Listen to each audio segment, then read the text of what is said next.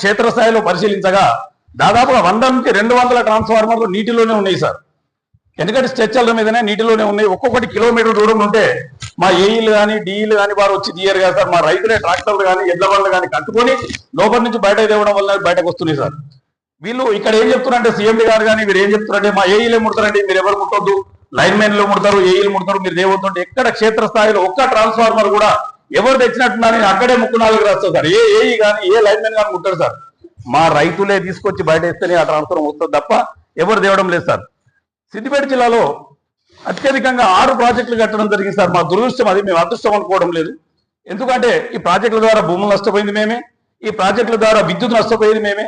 ఎందుకు నష్టపోతున్నాం అంటే అప్పుడున్న కాంట్రాక్టులు తెచ్చి మొత్తం రోడ్డు ప్రాజెక్టు బయట పోల్లు పడేసారు సార్. వాళ్ళు మధ్యలోనే క్యాసారాలు కట్టారు దానికి, అది ముట్టుకొని మా రైతులు చచ్చిపోతున్నారు.